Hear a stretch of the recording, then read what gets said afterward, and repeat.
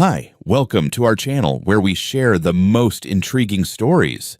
When a battle-hardened veteran builds his dream cabin deep in the Colorado wilds, he expects peace. But when a ruthless HOA queenpin tries to claim his land with forged papers and fake rules, he's forced into a war he never asked for, one fought with cameras, lawyers, and grit. They say building a home with your own hands makes it mean more. I'd argue it's the only way it ever means anything at all. I spent 10 years of my life carving my place into the land like a scar into old skin, slow, exact, and permanent. The cabin sat high above Briar Creek Lake, tucked among ponderosa pines that moaned with every gust of wind off the water. No road signs, no neighbors' wind chimes, no HOA newsletters wedged into the doorframe. Just the sound of sawdust settling, my own sweat soaking into pine beams, and the creak of old stone dragged out of the ridge and laid one slab at a time. When I first inherited the land from my uncle back in 2007, it was just raw Colorado wilderness. My friends thought I was insane. "You're gonna live out in the sticks like a mountain ghost," they joked. Maybe that's exactly what I wanted. After 2 tours and 15 years engineering structures that only got blown to hell, I figured I'd finally build something meant to stay. The parcel was legally mine, registered with the county assessor, and surveyed back when my uncle still had hands steady enough to sign a deed. No mortgage, no liens, no shared driveways or communal flower beds. Just land. My land. It started slow. Weekends and long leaves. I milled my own lumber from deadfall and salvaged barnwood, not because I had to, but because I wanted the bones of the house to have a story. I laid the foundation myself with rebar and rock, pouring concrete with a shovel and sweat. I remember the exact day the roof went on too. My birthday. No candles, just the sound of rain tapping on a cedar shake roof that I'd set into place with my own damn hands. When I finally called in the county inspector to finalize everything, he whistled low as he walked through. Said it was more sound than half the prefab garbage thrown up on the other side of the lake. We shook hands. I signed the last page. I was home. For the first time in 48 years, I had something no one else touched. That weekend, I mounted the cameras, one on the tall pine near the drive, one above the door, and one overlooking the dock. Not for paranoia, just a habit. Old instincts die hard. I posted 3 signs: private property, no trespassing, and not part of any HOA. I didn't think they'd be necessary. Foolish of me. The first knock came 2 days after I moved in. It wasn't even a knock, really, more like a diplomatic siege. 3 people marched up my gravel path like they were walking into a city council meeting, clipboards in hand. Leading the pack, a woman with a stacked blonde bob, pristine beige pantsuit, and the kind of strained smile that usually preceded passive-aggressive war crimes. She didn't bother with pleasantries. "Mr. Lynch, I presume?" she asked, squinting at me like I might be a raccoon impersonating a homeowner. I nodded. "You're on private land. Can I help you?" "I'm Karen Brooks," she announced, as if that should mean something to me. "President of the Lakewood Garden Hills Homeowners Association." She gestured to the 2 beige shadows behind her, both middle-aged, both holding binders with what I could only assume were bylaws printed in 12-point Times New Roman. "We're here to discuss your recent construction project and review your architectural compliance documentation." I blinked. "You're going to need to back that whole sentence up and start from reality." Karen's expression stiffened. "All new structures within Lakewood jurisdiction require review and approval from the HOA board prior to groundbreaking. I'm afraid we have no record of your permit requests." I scratched my jaw, more amused than irritated, at least at first. "This ain't Lakewood jurisdiction. You're standing on my dirt, Briar Ridge, separate parcel, private, unincorporated. And I've got 15 years of property taxes and a signed county build permit that says you and your bylaws can stay on your side of the lake." Karen's eye twitched. She clearly hadn't expected pushback. Or maybe she hadn't expected me to speak in full sentences. Either way, it put a hairline crack in her smug armor. "We have maps," she snapped, flipping her binder open. "Your property appears to be within visual territory of Lakewood Garden Hills, which places it under shared visual compliance." Visual compliance? I raised an eyebrow. "You mean because your HOA can see my cabin from across the water, you think you get to tell me what to do with it?" "Lake aesthetics are community matters," she sniffed. "Structures visible from Lakewood must adhere to agreed standards. Exterior colors, shoreline modifications, fencing, even roofing style. I stared at her in disbelief. So if I stain my deck the wrong shade of brown, your little cabal will what? Find me? Burn it down. She didn't laugh. Neither did the goons behind her. The silence stretched. I finally pointed at the posted sign behind me. That says I'm not part of any HOA. You see that? She followed my finger, her face like someone had just farted during a funeral. Signs don't change legal status, she replied coldly. I suggest you prepare to submit compliance documents within 30 days, or the board will proceed with enforcement measures. Ma'am, I said, folding my arms. You and your clipboard have exactly 60 seconds to get off my land before I start treating this like a trespassing incident. The word trespassing clearly unsettled her more than she expected. She backed a half step. Her cronies hesitated. Karen composed herself, gave me a polite death glare, and said, I look forward to resolving this, for your sake. Then they left, heels crunching down my gravel like they owned the damn place. I watched them go, heart oddly calm but stomach tight. I hadn't lived around people in years, but I knew predators when I saw them. And those folks, they weren't looking for peace. They were looking for control. 3 days passed with no sign of Karen or her HOA squad, and I allowed myself the brief luxury of thinking maybe they'd finally realized they were barking up the wrong tree. I spent the mornings patching the dock, cleaning up leftover construction debris, and finally hanging the old cedar swing that had belonged to my uncle. It felt damn good too, drinking coffee in the early sun, listening to the water slap gently against the rocks, and knowing I'd earned every nail and joint in that home. But peace, I've learned, is never permanent when control freaks are involved. The first warning came in a crisp white envelope with a gold-embossed emblem that looked like it belonged on a bottle of Chardonnay. It was hand-delivered and wedged under my door like a passive-aggressive grenade. The letter inside was labeled Formal Notice of Non-Compliance, typed in all caps, with a threatening tone polished up by legalese that practically screamed Karen's perfume. The body of the letter informed me that I was in violation of HOA Construction Ordinance 7A for having erected a permanent structure within Lakewood visual boundaries without written architectural review. The penalty? Fines not to exceed $100 per day of non-compliance, backdated to the date of first visible construction. I laughed out loud. Then I read it again and laughed harder. Not just because it was absurd, but because the damn letter didn't even list my address correctly. They pulled it from a Zillow estimate of a nearby parcel. Still, I scanned the whole thing and sent it to Jenna, my attorney. I'd known her since Iraq, when she'd argued down a colonel with the same calm menace she now reserved for paperwork. She called back the same afternoon, voice calm, but amused. Garrett, she said, these people are trying HOA voodoo on federal land law. That's like throwing pixie dust at a freight train. I sent her everything. Copies of my deed, the build permit from the county, tax receipts from the past 17 years, time-stamped photos of construction from day one, and a copy of the final. Inspection signed off by the county engineer. Jenna compiled it all into a formal rebuttal, notarized and sent by certified mail to Karen's HOA headquarters, which, amusingly enough, turned out to be a converted garage at the back of her cul-de-sac. The next day, she responded, not Jenna, Karen. She pulled up to the edge of my driveway in her pristine white Lexus SUV like she was preparing for a standoff at the Alamo. She stepped out holding a thick envelope and marched up to my gate in her pressed khakis and manicured fury. I brought this as a courtesy, she said, holding out the packet. It's a revised declaration from the HOA regarding the lot in question. I didn't take it. I already sent you a response, I said. Through my lawyer. Try using a mailbox like everyone else. Karen's smile was brittle. That lawyer failed to consider a very important fact. Your property is under a legacy agreement.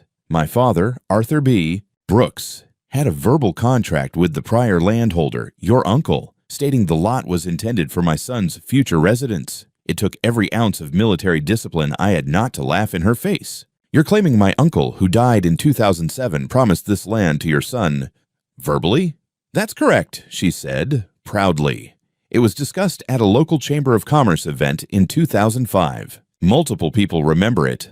Was there anything in writing? Well, she hesitated. Not officially, but intent holds legal weight in property discussions when community interests are involved.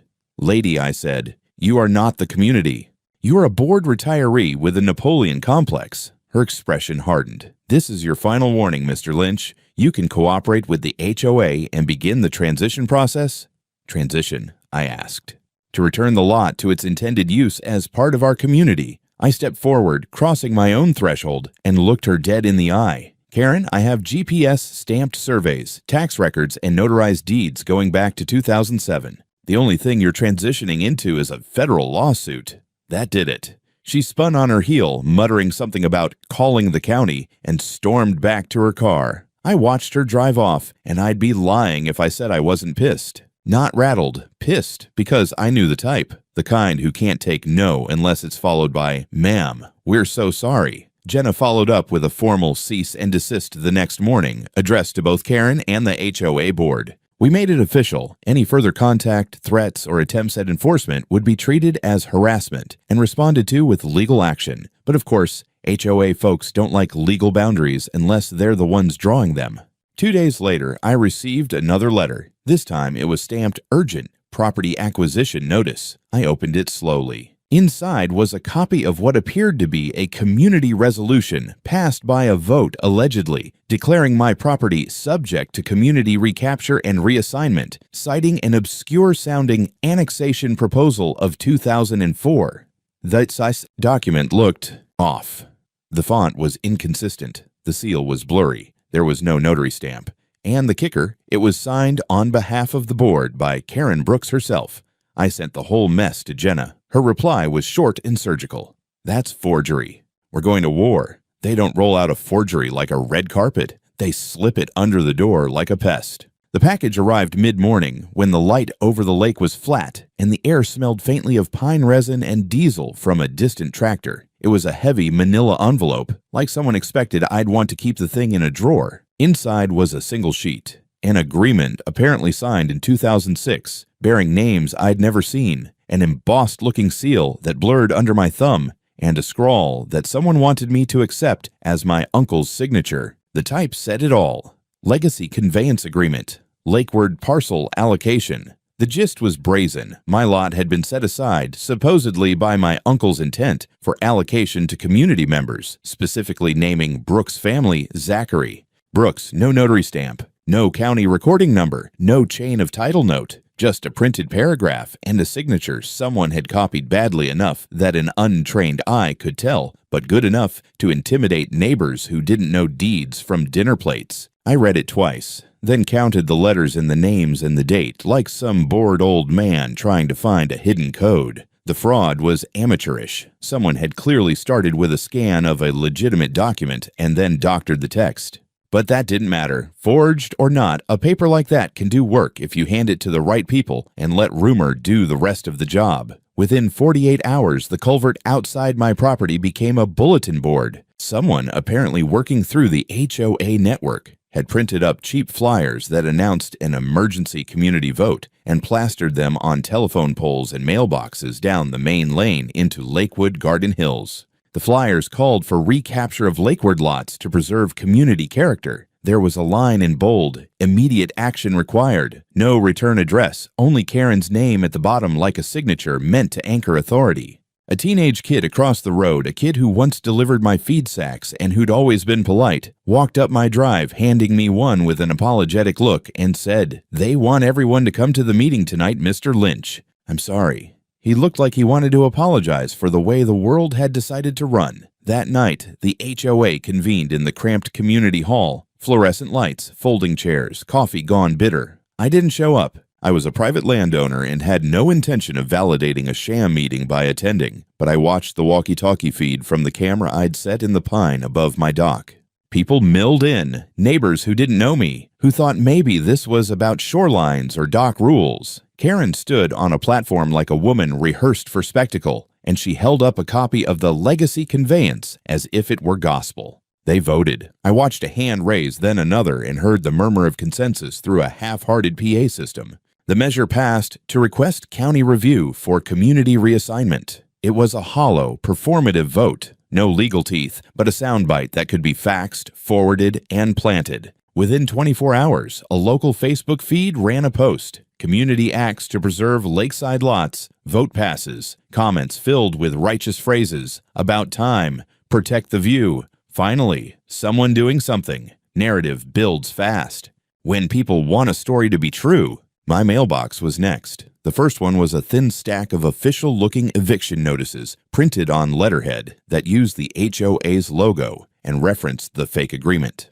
They were sloppy, the grammar wobbled, the address lines were smudged, but the envelope was stamped with immediate enforcement. Another wave arrived the following morning. 3 notices stuffed into the slot as if the person stuffing them had been told to make them feel like rain. One flyer was more direct. Temporary occupancy suspension pending community adjudication. The phrasing made my teeth ache. I documented it all. Photos of each piece of paper, time-stamped footage of the kid handing me his flyer, a slow pan of Karen at the podium. I logged names of people at the meeting from the webcam. I called Jenna and read the notices into the phone like I was reading someone else's bad fiction aloud. She encouraged calm and procedure with her usual clipped certainty, but she also told me to expect this. They will try to create momentum and then cry foul when you challenge them. Don't let the noise get under your skin. Let the law do the heavy lifting. I took action in the ways that mattered. I drove into town and made copies of the Courier's public notices, then walked into the county recorder's office and asked them to pull anything they might have on the so-called legacy conveyance. The clerk gave me a patient smile and a printed report. No record of the agreement, no filings in 2006, nothing in the chain of title to support Karen's paper. I left with a stamped page that said no record found, and it felt for a moment like I'd found armor. But the HOA's campaign didn't stop at flyers and meetings. Someone began slipping anonymous letters into my gate, threats thinly veiled with community concern. "We are disappointed," they read in a formal tone. "We hope to come to an amicable resolution." Another said, "You are endangering property values." The people who left them were masks. The handwriting changed, but each letter left the same imprint, intimidation masquerading as civic duty. I started to hear landlord gossip at the feed store and the cafe in the next town over, people asking, in whispers, "Can you believe someone built out there?" And, "Wonder who's paying for that place." Rumors are slow poison. I called an old friend who worked at the local paper and asked him to hold off on any stories. He paused, then said, "Garrett, if this turns into a fight, you'll have headlines. People love a veteran versus HOA story. I didn't want headlines. I wanted the mail to stop, so I upped my game quietly. I added another camera facing the access lane, connected a backup drive in a lockbox, and changed the combination on the gate lock to a code known only to me and Jenna. I logged every contact, every flyer, every face I could capture. I wrote down the times the flyers went up and the names of people who walked the road that afternoon. When the kid from across the road came by again, looking at the ground, I told him straightforwardly that if anyone asked him to post things on my property, he should refuse. He nodded and said, "They said everyone would get paid a little for helping." It was a small, poisonous detail, a payment incentive to manufacture consensus. Jenna finally filed a preliminary motion. Nothing dramatic yet, just a crisp, formal letter to the HOA and a demand they cease dissemination of any falsified documents and stop all enforcement actions. She attached the county recorder's stamp that said no record found, and she requested a meeting with the board to address the forgery. The letter would land on Karen's desk by certified mail, and it would require a signature. It was a small trap, bureaucratic and clean. If they refused to sign, it would look like an evasion. If they signed and lied, it would look like collusion. I sat across from the lake that evening, the water a sheet of ink, and realized this wasn't about shingles or boat ramps. This was about momentum and narrative, paperwork and people. They'd started a campaign to create a truth that didn't exist, and my task, apparently, was to prove otherwise with other people's stamps and signatures.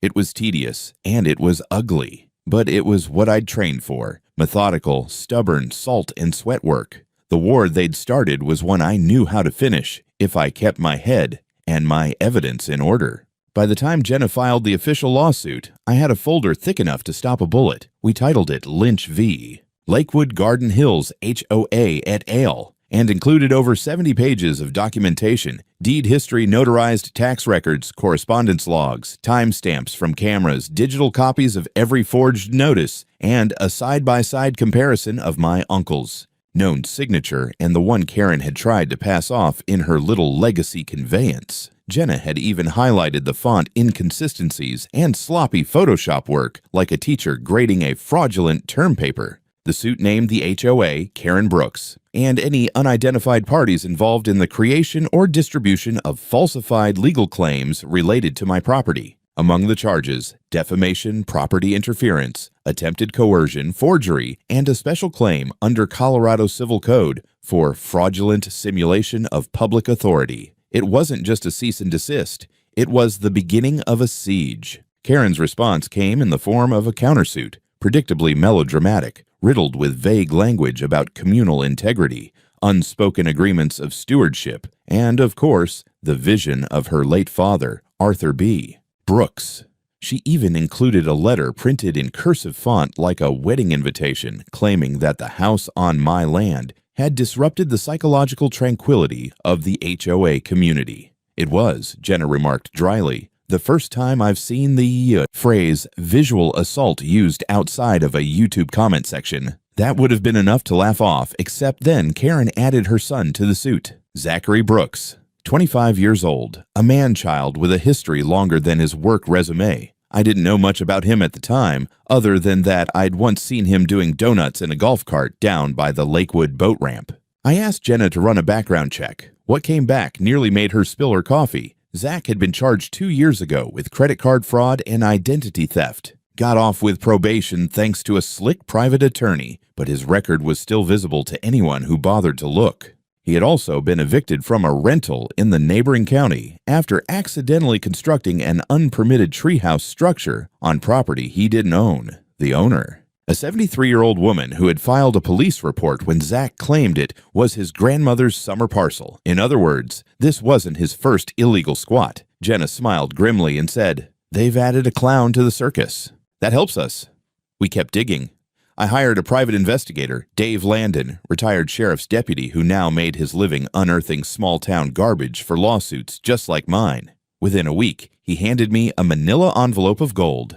Emails between Karen and HOA board members surfaced, courtesy of a whistleblower who Landon had convinced to cooperate in exchange for anonymity. One email from Karen read, "Zach deserves this. The old man's barely moved in. Once he gets wind of how serious we are, he'll crack. We'll let Zach handle the rest." Another read, "Start the narrative now. Post about community disruption, shoreline aesthetics. Call in those favor votes from the Randleys and Thatchers. If we control the tone, the facts won't matter. Then the real gem. I don't care what the county map says. That land is ours in spirit. In 30 days, he'll be gone, or we'll make sure the county sees him as the squatter." That was enough to make even Jenna curse. We added it to the amended complaint. Fraud. Coordinated intimidation, conspiracy to fabricate legal authority. Karen had crossed the line from nuisance to criminal. While the paperwork moved, the harassment didn't stop. I came home one night to find a sign planted on the outer edge of my driveway that read, "Pending HOA action, unsafe structure, do not occupy."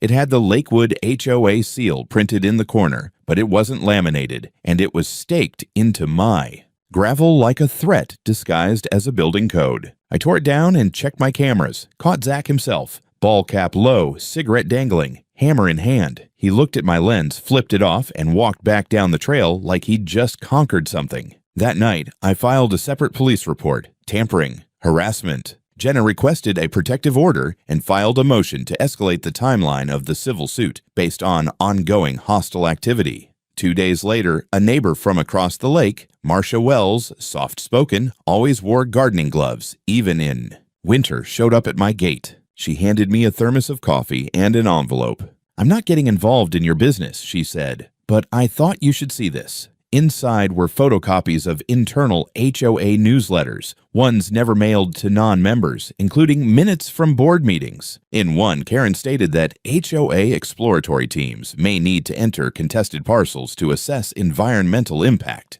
Another noted that volunteer enforcement agents may be called upon to document potential code violations on reclaimed land. Reclaimed, like I was some ancient ruin they were graciously restoring. I thanked Marcia. She smiled faintly and said, "I don't like bullies, especially ones in pearls." The next morning, Jenna filed an emergency injunction to prevent any representatives of the HOA from entering my property, physically or electronically. At the same time, Landon uncovered a detail even I had forgotten. My uncle had actually registered the land as a conservation parcel for tax purposes in 1999. That meant any transfer of that property had to go through a county-level review, and no such request had ever been filed. The land was doubly locked in my name. We filed everything. The court set a date. Karen didn't know it yet, but she'd walked her HOA into a buzzsaw. And her darling boy. He was about to get a crash course in what happens when you screw with an old soldier who builds his own home with his own damn hands. I was gone for less than 4 hours. Just a quick supply run into town, screws, sandpaper, and a replacement fitting for the gutter that had split in the freeze. I barely made it to the hardware store before my phone pinged. Motion alert, then another, and another. I pulled over and opened the live camera feed. 3 people were on my porch. One of them wore a reflective vest. Another had a clipboard. The third was none other than Zach, lounging against the wall like he owned the place. A fourth man stood by the trailhead, clearly acting as lookout. None of them had uniforms. None of them had warrants. And they sure as hell didn't have permission. I hit record, reversed my truck, and called the sheriff. By the time I made it back up the gravel road, 2 cruisers were already there. The so-called inspection team had retreated down toward the lake, trying to look harmless. Karen was not with them, but her name was on their printed order. Community Oversight Visit, Lakewood Garden Hills, HOA. No signature, no legal backing, just a lot of bold fonts. Deputy Collins met me at the gate. "Mr. Lynch, we've detained them temporarily. You want to press charges for trespass?" "You're damn right I do." Zach tried to smirk when they cuffed him, until the deputy read him the part about breaking and entering with intent to intimidate. One of the clipboard men cracked, said they were told by President Brooks that the land was under contested HOA jurisdiction, and that the old guy was unlikely to be home. I made sure that all of it got written into the report. The deputy nodded at my camera system.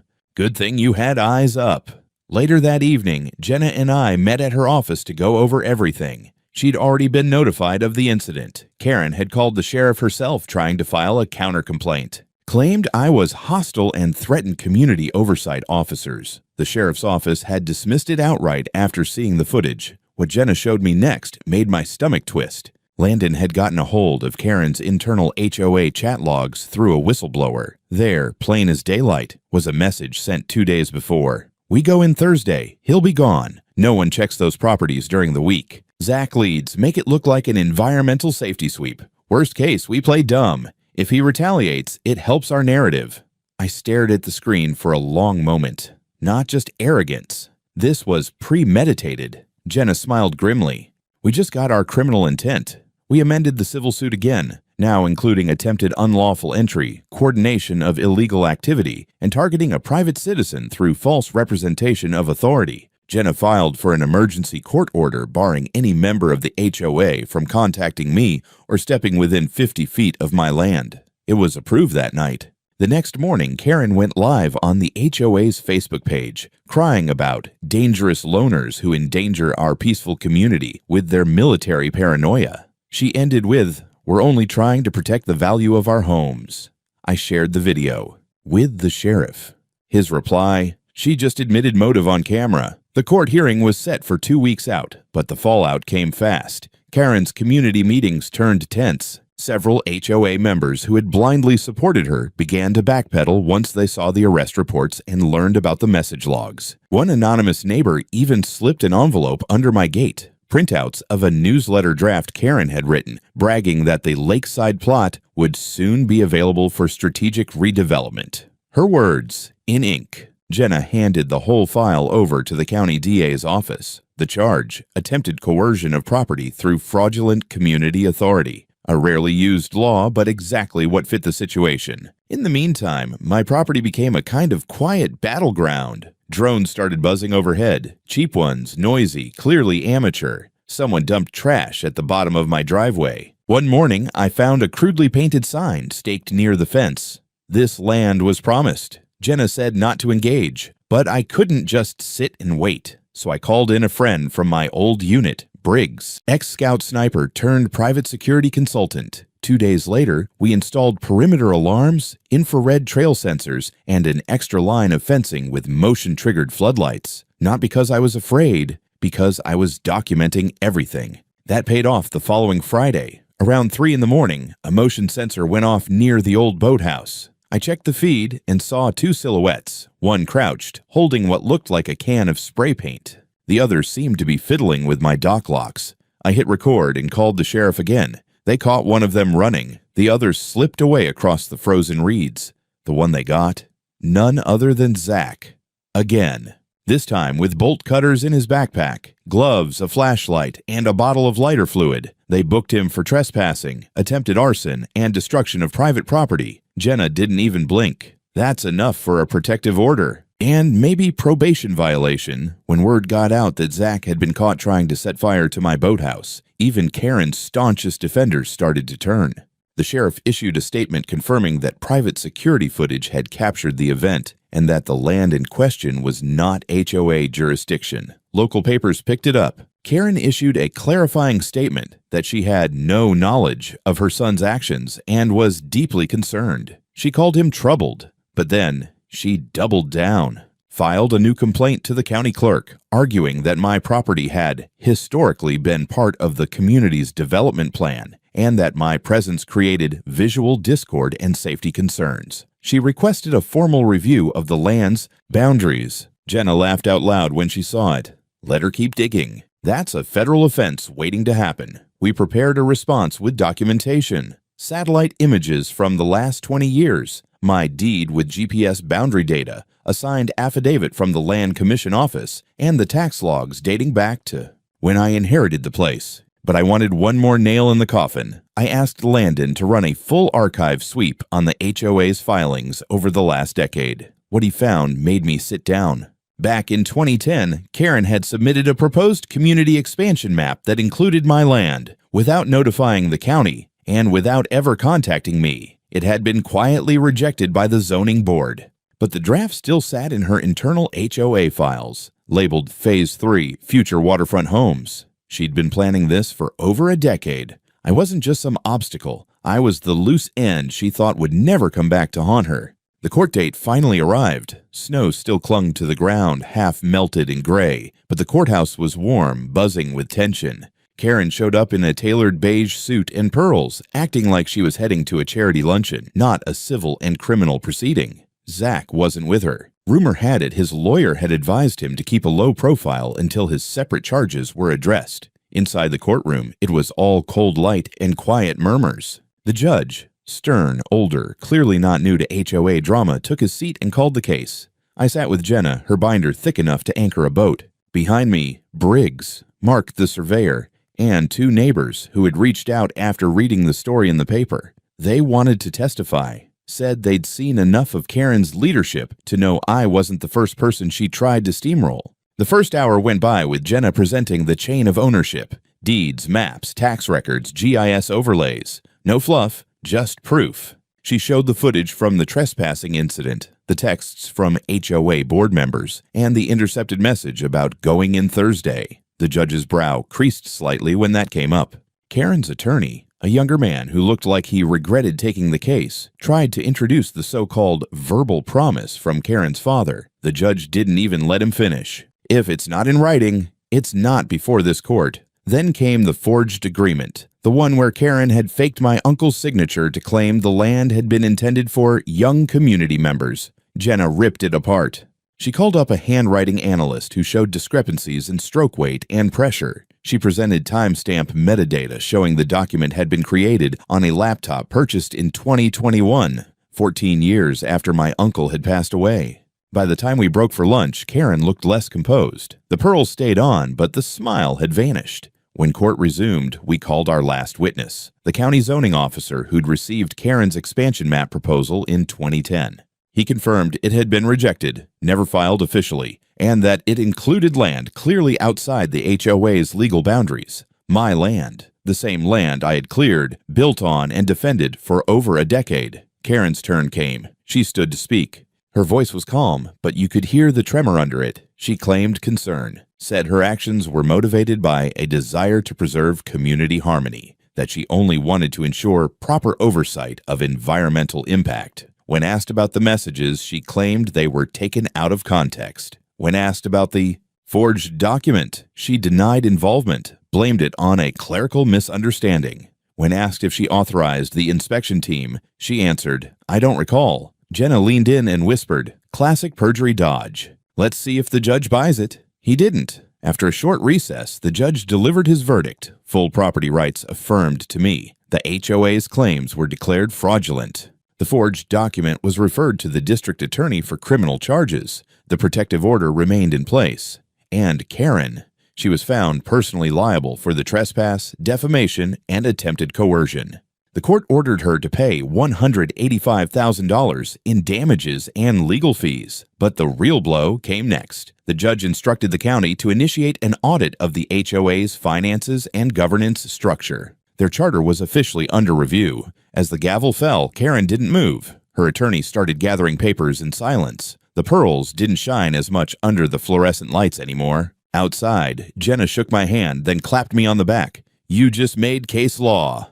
The morning after the verdict, I sat on the porch of my cabin with a mug of strong black coffee and a silence I hadn't tasted in months. No shouting, no threats. No envelopes with HOA letterhead slid under my door in the dead of night. Just the wind through the pines and the gentle lapping of Briar Creek against the rocks below. It was over, or at least as over as these things ever get. The court had ruled, the fines had been levied, and Karen, queen of the Lakeside Illusion, was due to spend 6 months behind county bars for forgery, fraud, and unlawful harassment. Her mugshot even made the local paper, printed beside a headline that read, "HOA President Faces Jail for Property Scheme." Apparently, the community had turned on her quickly. The HOA board fractured within days of the ruling. Several members resigned. Others called for a complete dissolution. The county audit was underway, and rumor had it, the books were full of creative math. Membership fees spent on travel ice consulting,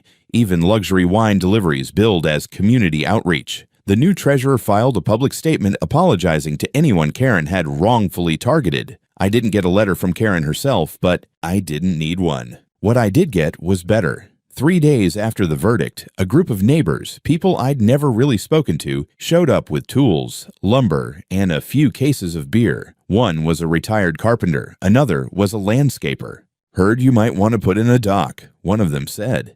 "We figured you've earned the help." I laughed for the first time in weeks. Real deep belly laughter. The kind you don't fake. The kind that only comes when something ugly finally lets go of your chest. So, we built.